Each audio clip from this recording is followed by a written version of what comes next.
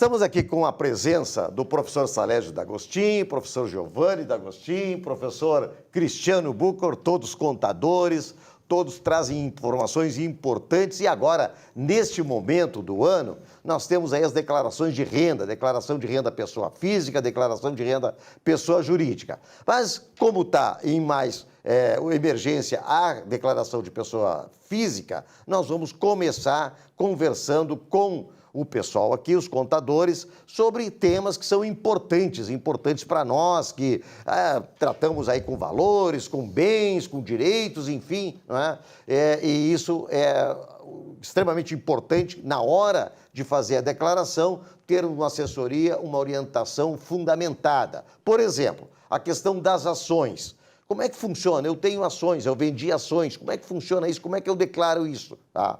Vamos começar com o Cristiano Bucor. Contador Cristiano, o que temos aí de novidade sobre venda de ações? Alegria, Vilmar. Igualmente. Com todos aí. Então, hoje a questão das vendas de ações, elas são muito recorrentes. O pessoal pergunta muito, Cristiano, preciso declarar, comprei ações, vendi. O que acontece, Vilmar? A legislação obriga todos os que movimentam esse tipo de operação em bolsa de valores, operação em compra de venda de ações, eles são obrigados a declarar. A norma já obriga. A gente tem uma diferença entre declarar e pagar tributo. A gente diz o seguinte, ó, hoje quem faz negócio na bolsa de valores, eles têm o dedo duro. O que é o dedo duro? O dedo duro é uma retenção que existe, que as corretoras fazem no momento em que tu faz uma operação em bolsa de valores. Tu vendeu determinada ação lá, tá?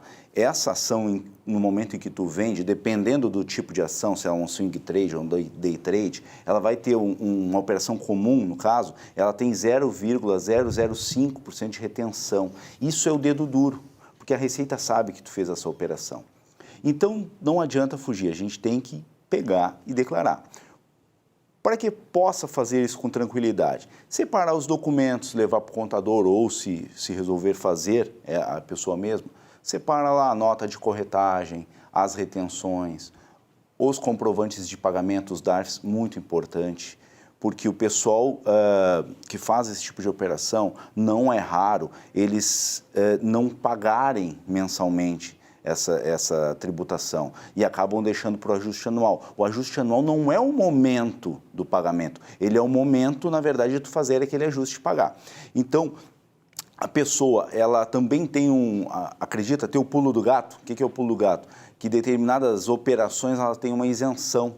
Mas essa isenção é somente para venda à vista, somente para ações. Operações em day trade, operações com mini contratos, operações com outros derivativos, elas não têm essa isenção de R$20 mil. Essa isenção de R$20 mil somente para quem compra e vende ação dentro do mês. Então, dentro daquele mês, se tu comprou... E à vista? À vista, né? Mas não em day trade, somente na operação, aquela swing trade, dentro do mesmo mês.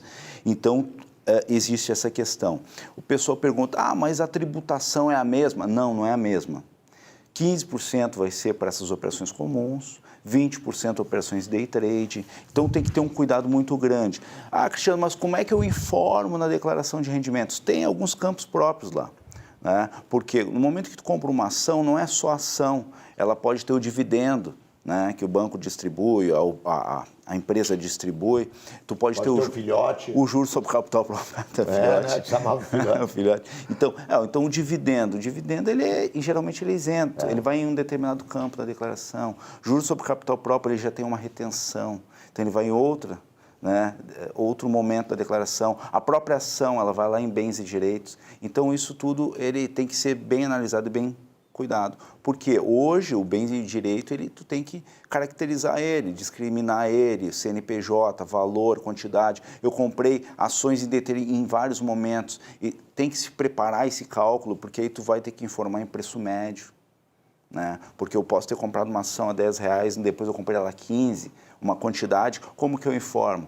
Eu informo uma ação, então eu faço o preço médio. Por isso que o contador ele é muito importante, porque ele conhece bastante esses detalhes. Hoje nós temos 50 normas que tratam disso. Na hora de fazer, eu vou fazer a minha declaração eu próprio e cometo um erro qualquer ali, porque eu não entendi alguma coisa, e é fácil, porque a complexidade é grande, né, professor Salégio? O que acontece?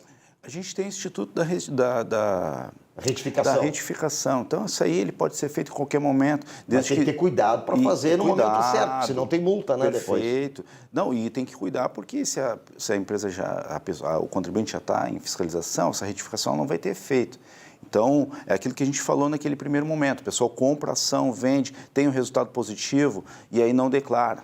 Tá? Uma coisa muito importante, que o contador ele faz isso muito bem, é tu ter o controle dos prejuízos. Porque se tu teve o prejuízo em um determinado momento, esse prejuízo ele pode ser compensado. Comprou em alta, vendeu em baixa. Exatamente.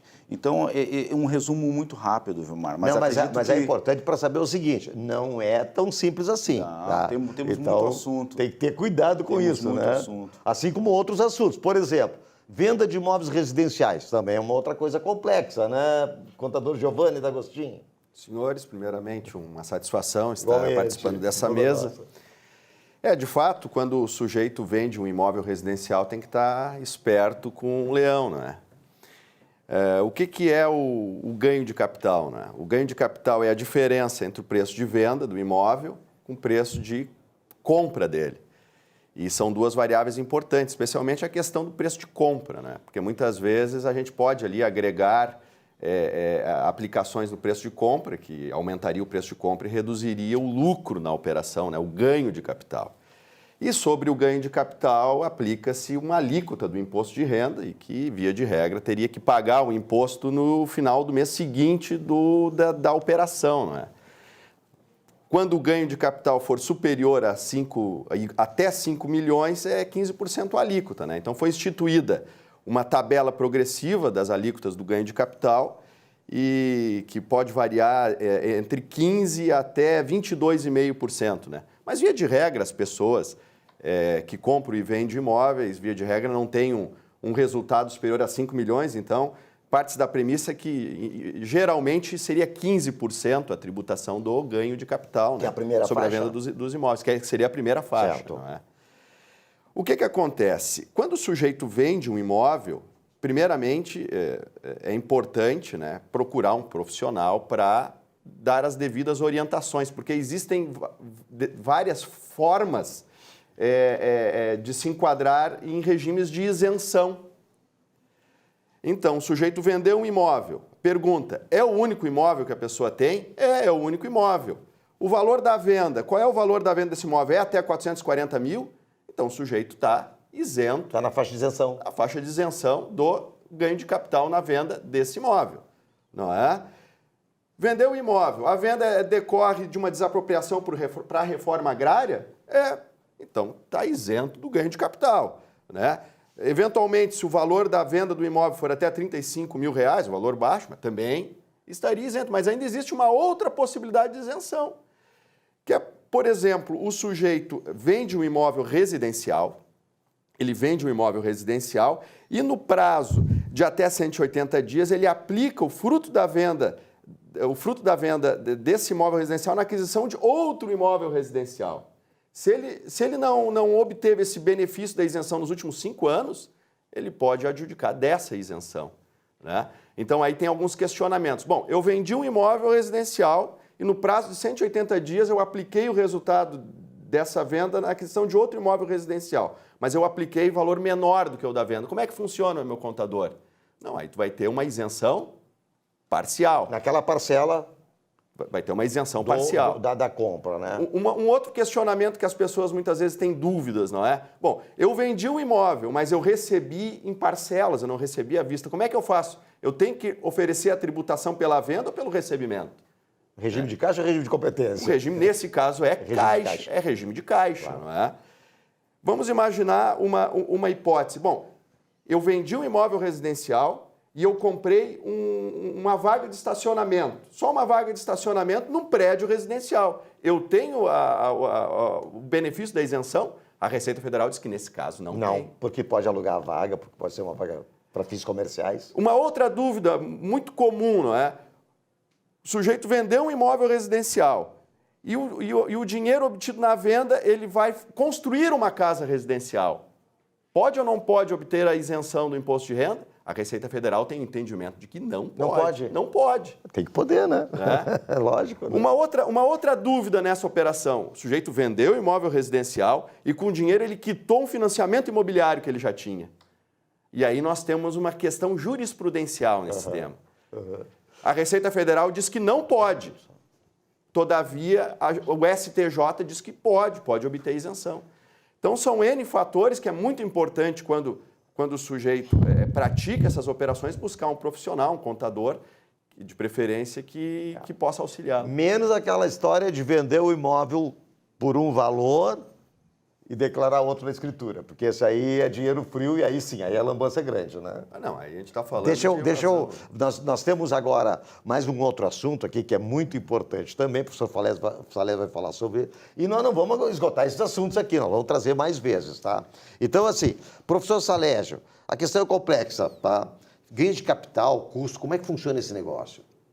Então, vocês já notaram que o imposto de renda ele não é tão simples. Não é nada simples. Não é nada simples. O que é que acontece? Então, você, como contribuinte, quando envolve diversas negociações, quando envolve, né, essas negociações de ações, compra e venda de imóveis, enfim, tudo isso é importante que um profissional, um especialista, interfira e verifica qual é a melhor alternativa, qual é o que é melhor para o contribuinte. Por isso que você não pode se preocupar somente em preço. A fulano de tal faz o imposto de renda cobrando R$100. Tudo bem, só porque você... Muito cuidado, porque às vezes isso pode lhe custar muito caro. Um dos itens que nós somos bastante procurados é sobre a valoração dos imóveis. O que é que acontece? A pessoa compra um imóvel, ok? E aí declara a compra pura e simples daquele imóvel, quando vai vender, apura um ganho de capital que assusta o contribuinte. Só porque ele não se dá conta que o que nós temos que incluir na relação de bens e direitos, né, não é somente o quanto eu paguei pelo imóvel, mas sim o custo do imóvel. O que acontece? Quando eu compro um imóvel, juntamente com esse bem que foi adquirido, existe o ITBI, existe juros que se paga. Tudo isso tem que ser incorporado ao valor do bem. E depois tem outro item também que é muito importante, que a legislação estabelece que também se incorpora ao valor do bem, não é isso? O gasto que nós temos com a reforma, né, que nós temos com a construção, ampliação e reforma deste bem. Ora, se eu trocar o azulejo do empreendimento que vai estar sendo vendido, esse gasto eu tenho que informar na declaração de imposto de renda. Enfim, tudo que eu gasto para a melhoria do bem, eu também tenho que incorporar. Só que essas informações não são trazidas para a declaração de imposto de renda e muitas vezes esses gastos, esse dispêndio não é aproveitado. Então, o que se recomenda nesses casos? Se eu tenho o documento hábil, se eu tenho toda a comprovação desse gasto, que se abra então as declarações, se faça a correção das declarações dos passados, incorporando esses gastos todos para que este bem fique atualizado, não é isso? E que o ganho de capital seja menor do que aquele que eu estaria esperando. Outro item também que é muito importante, né, é que os bens que foram adquiridos antes de 69, esses são isentos do imposto de renda, porque já tem uma dedução de 100%. E a partir de 69, a dedução é 100%, depois adquirido em 70, a dedução é 95% sobre o ganho de capital, e assim sucessivamente, até começar, então, a não ser mais isento, ok? Muito bem, olha, é complexo mesmo, não é simples, a gente tem que se atualizar e quem não puder ter condições de se atualizar tem que procurar um profissional, não é? E esse assunto voltará aqui repetidas vezes para que se possa ter mais esclarecimentos e ter menos problemas nossos aqui como contribuintes na hora da declaração de ajuste anual de 2019, que será feito até 30 de abril, isso, né? Deste ano agora. Obrigado.